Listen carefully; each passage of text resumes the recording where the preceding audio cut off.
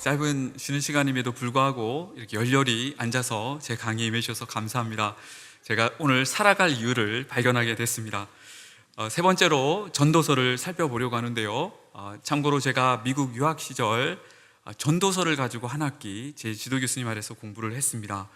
그 모든 내용을 20분 안에 다 살펴보도록 하겠습니다. 여러분, 그만큼 압축적이지만 핵심적으로 여러분들에게 이 내용들이 소개되고 있고 성경 읽으실 때 도움을 받으셨으면 좋겠습니다. 자, 우리 이 지혜서가 말하고 있는 바는 결국 창조 질서 원리를 우리에게 가르쳐주고 있다라고 했는데요, 특히 하나님과 우리의 관계의 핵심은 우리가 하나님을 경외하는 데 있다라고 했지요. 잠언과 아가서는 우리가 삶의 모든 영역에서 하나님을 경외해야 함을 가르쳐준다고 했습니다. 특히 아가서는 결혼 제도에서, 부부간의 관계에 있어서도 우리가 하나님을 경외하는 마음에서 배우자를 서로 그렇게 대해야 된다라고 배웠었지요. 자, 이제 전도서에서 다루게 될 내용은 우리가 살다 보면 삶이 공허하게, 허무하게 느껴질 때가 있는데, 자, 이때에도 우리는 끝까지 하나님을 경외해야 된다라고 전도서는 가르쳐주고 있습니다. 자, 전도서는요, 다음과 같은 질문을 제기합니다. 자, 우리가 잠언의 원리대로 살면, 다시 말해 잠언이 가르치는 창조 원리, 창조 질서 원리대로 살아서 의로운 생활, 바른 생활을 하게 되면 성공적인 삶을 살아야 하지 않습니까? 자, 그런데 우리의 현실은 이 잠언이 말하는 그 성공적인 삶하고 좀 다른 점이 많다라는 겁니다. 다시 말해 전도서는요, 지금 우리가 창조 원리, 창조 질서대로 살아가는데 우리는 계속해서 타락이 주는 슬픈 현실, 우리는 죽게 되지요. 우리는 수고와 땀 가운데 불합리함을 경험하고 불확실한 미래를 경험하지요. 왜 우리가 신실하게 살려고 노력함에도 불구하고 이 슬픈 현상들에 그대로 노출되어 있냐는 것입니다. 왜 우리는 죽고 마는 인생이냐는 것이지요. 이거에 대한 이유와 해결책을 제시하는 책이 전도서라고 할 수 있겠습니다.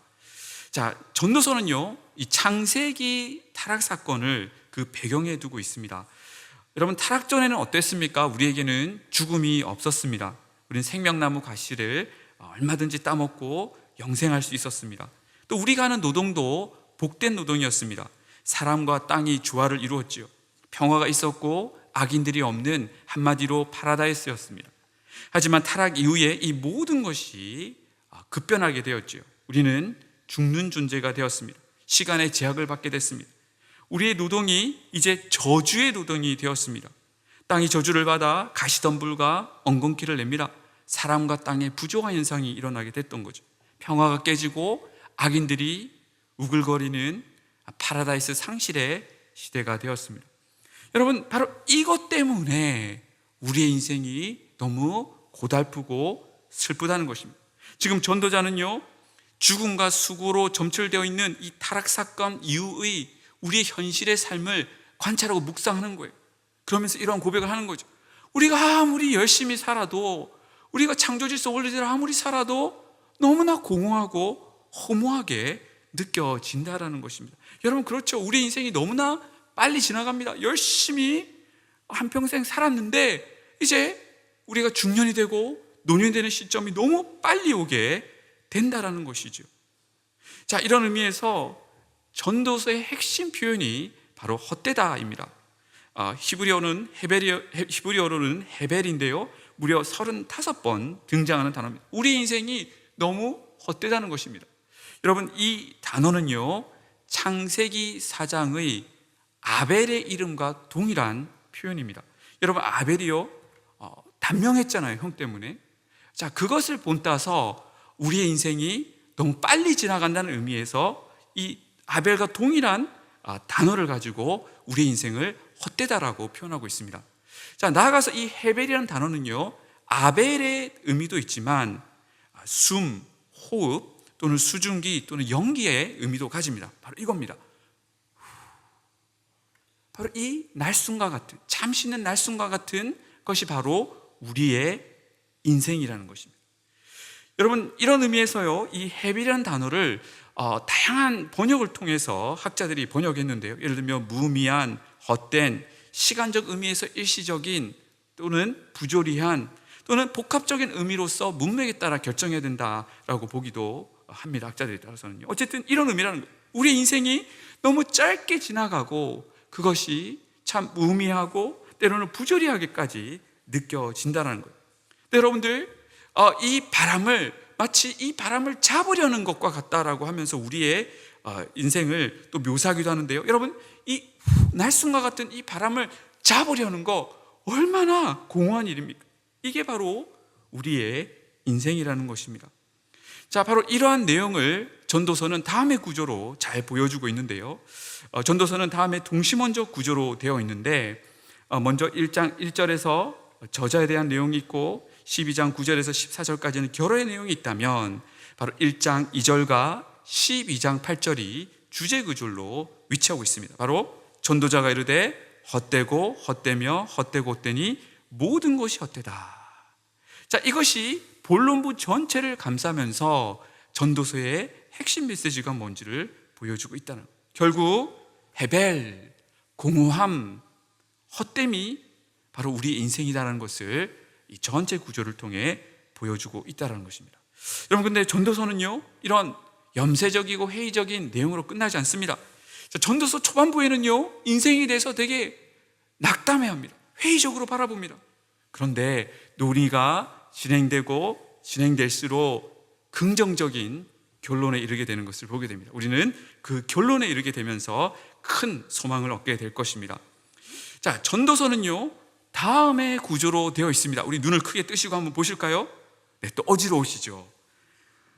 여러 주제들이 이렇게 나열되어 있습니다. 저는 한 학기 동안 이거 처음부터 끝까지 다 상세히 다 배웠습니다. 여러분, 그런데 내용이 이렇게 복잡하게 전개되다 보니까 전도서가 어렵게 느껴지는 겁니다. 여러분, 왜 이렇게 솔로몬은 복잡하게 여러 주제들을 왔다리 갔다리 이렇게 나열하고 있는 것일까요? 이거를 한번 따로 정리해 보니까요, 시간과 세상, 부, 정치, 죽음, 신앙생활, 기타 주제로 이렇게 뒤죽박죽 섞여 있는 것을 보게 되는데요. 여러분, 이런 문학 스타일을 따른 이유는 솔로몬이요, 지금 자기 당대 또는 그 이전의 고대 근동 문학 형식을 따르고 있기 때문입니다. 그러니까 이 전도서와 같은 인생에 대해서 회고하고 좀 염세주의적으로 바라보는 문헌들은 이렇게 이런 문헌 구조를 따르고 있다는 것이죠. 예를 들면 이집트의 주전 1500년에서 1300년경에 출토된 텍스트 오브 애니가 바로 이런 구조로 되어 있습니다. 저는 수업 때 그걸 다 읽었습니다. 앉아가지고. 전도서랑 되게 흐름이 비슷한 구조입니다. 자, 결국 전도서는 솔로몬이 쓴 글이라는 것을 이것이 잘 보여준다는 것이죠. 자, 여러분, 이런 다양한 주제들을 고찰하면서요, 솔로몬은 어떤 고백을 하고 있을까요?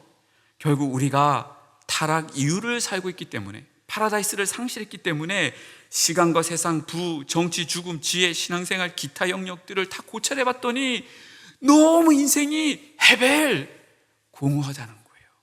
너무 헛되다라는 거예요. 자, 예를 들면요, 제가 이걸 다 요약해 드리려면 우리 7시간을 사실 전도서에 다 할애해도 될 정도로 내용이 방대합니다. 자, 근데 먼저 엑기스만 말씀드리면, 먼저 시간과 세상과 관련해서는 우리는 잠시 있다 사라지는 인생이라는 것입니다. 사람은 시간의 제약 속에 있다는 거예요. 우리는 7, 80년의 인생에 갇혀 지냅니다. 그런데 이 시간도 우리가 통제하지 못합니다. 우리가 죽는 시점도 통제하지 못하고요, 나아가 여러분, 우리 코로나 사태가 우리 앞에 일어날 거 우리가 어떻게 알았습니까? 우리는 이거 하나 통제하지 못하는 시간의 이 프레임에 갇혀 지내는 존재라는 거예요. 여러분, 아이러니지요?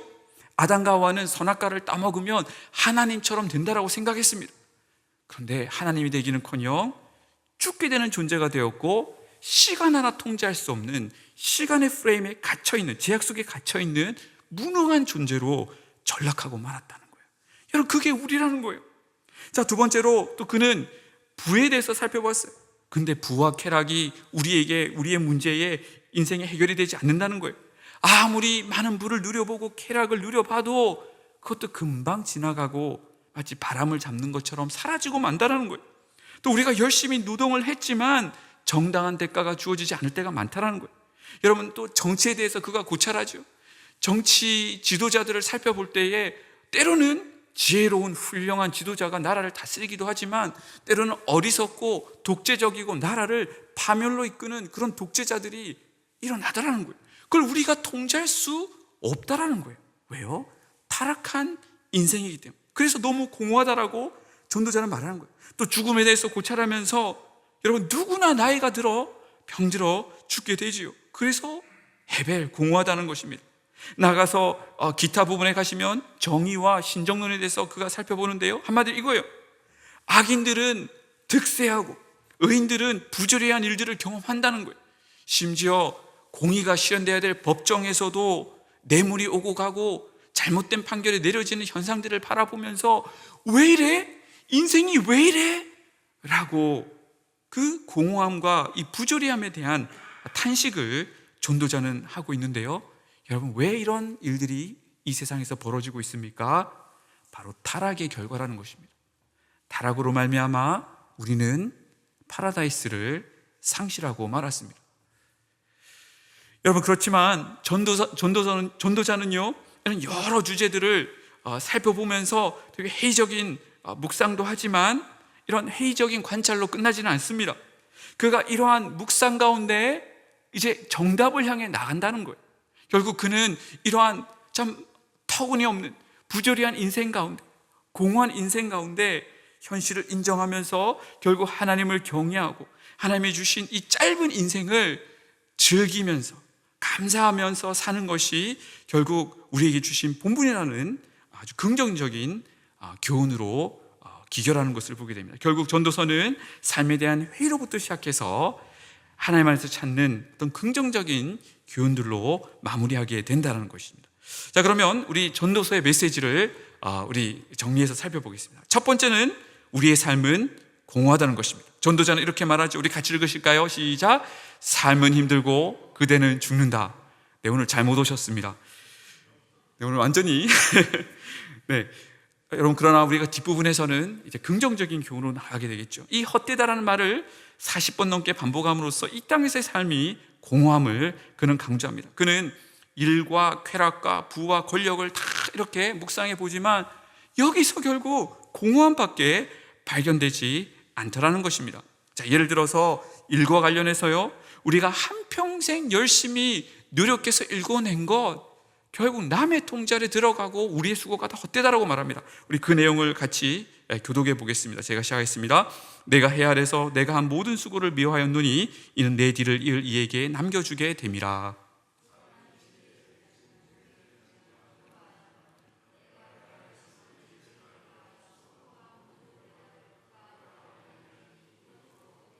이러므로 내가 해 아래서 한 모든 수고에 대하여 내가 내 마음에 실망하였도다.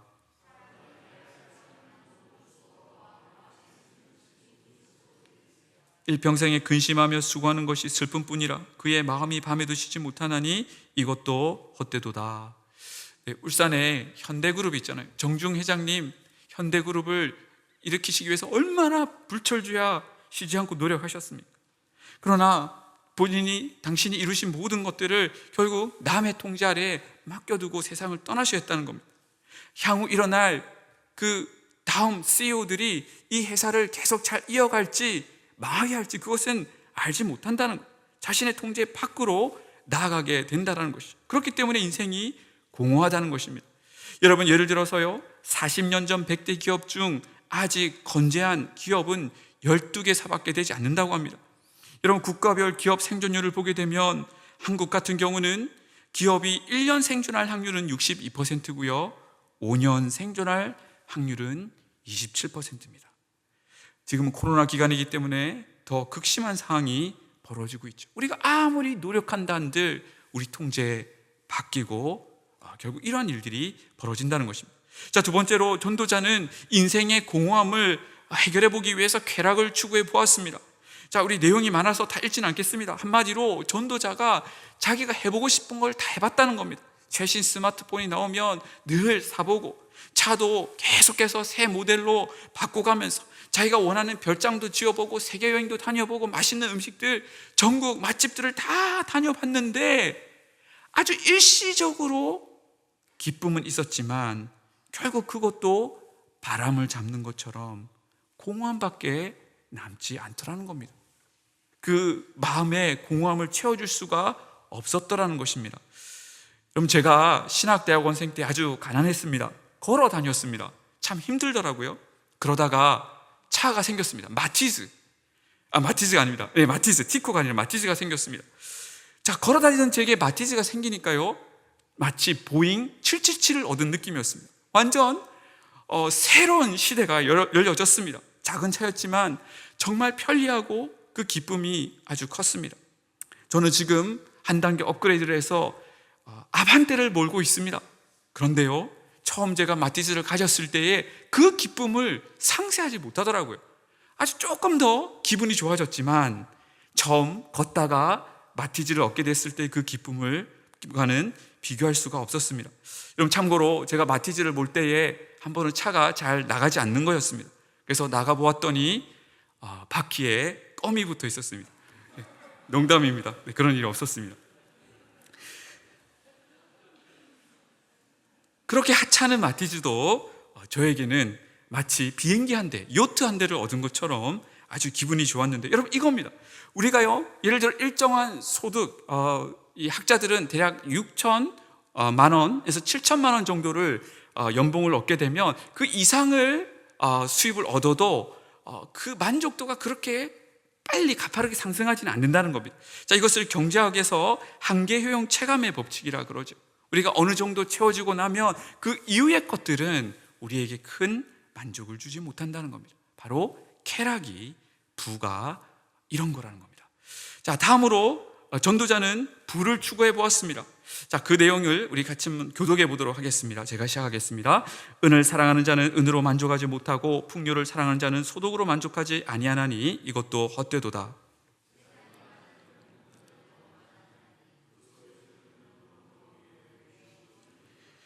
노동자는 먹는 것이 많든지 적든지 잠을 달게 자거니와 부자는 그 부유함 때문에 자지 못하느니라.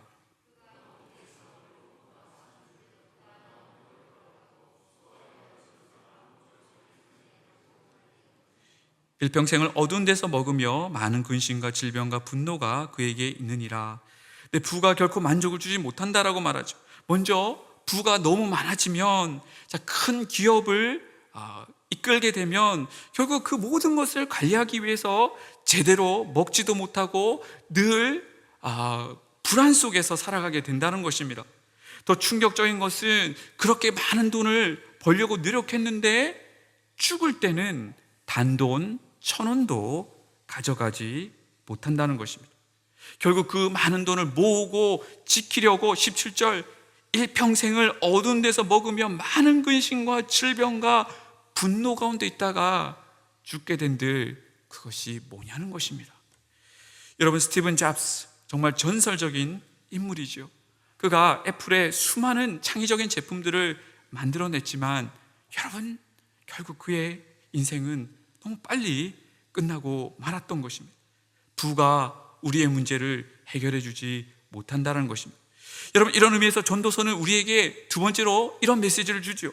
현실을 받아들이라는 것입니다. 죽음과 삶을 정확하게 직시하고 우리는 죽을 수밖에 없는 존재임을 알고 교만을 버리고 하나님만 의존해야 하는 존재임을 늘 자각하라는 것입니다. 여러분, 인생의 공허함, 죽음의 문제가 해소되거나 고쳐질 수 없습니다. 전도서는 이것을 있는 그대로 받아들이라고 말합니다.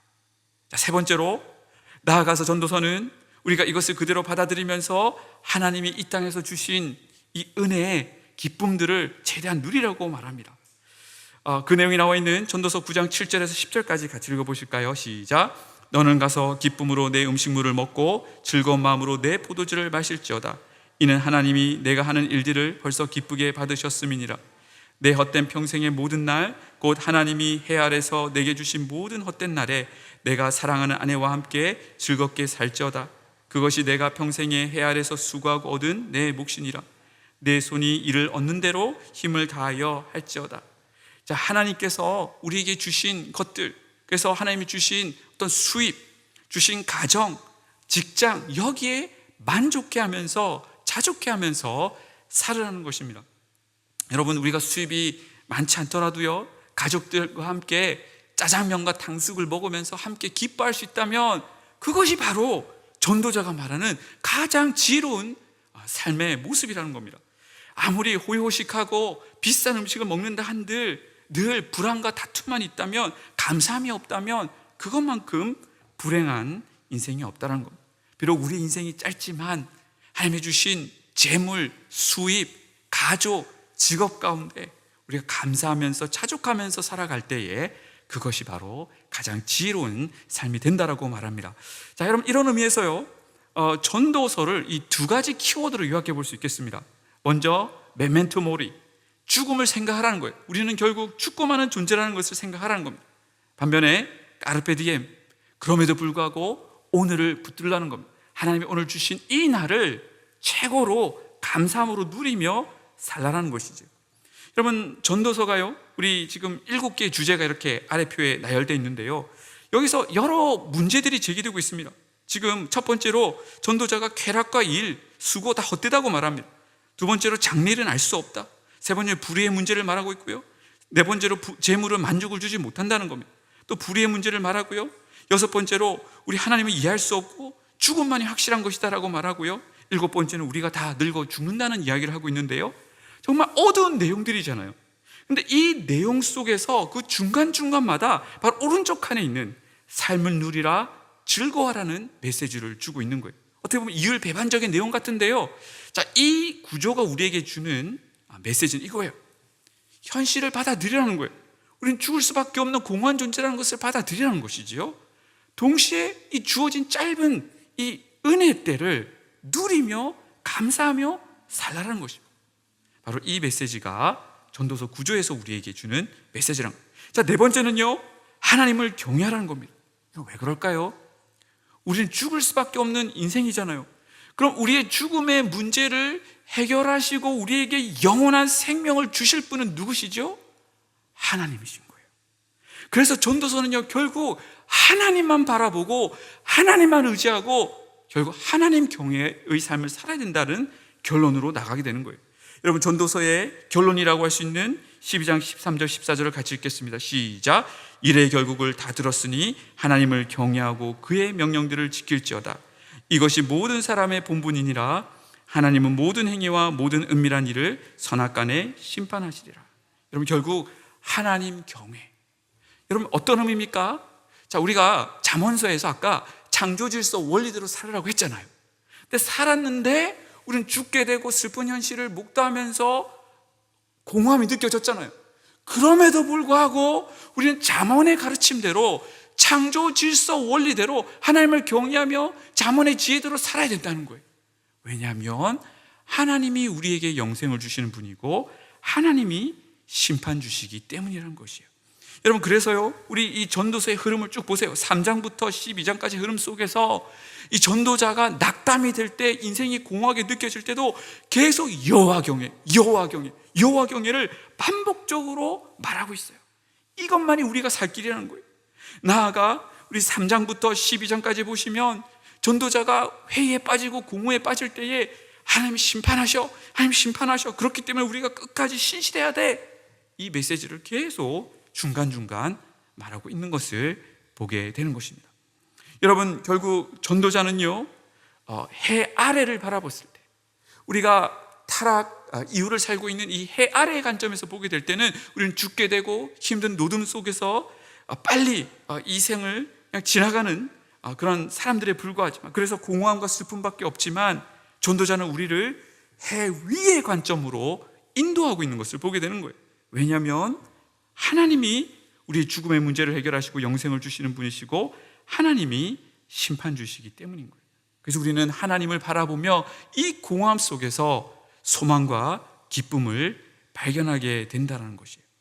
여러분, 그런데요, 전도서는 철저하게 이 현세의 해 아래의 관점에서 세상을 바라보고 기껏해야 그가 말할 수 있는 것은 하나님이 세상을 심판하시니까 하나님을 끝까지 경외하라는 말을 하였어요.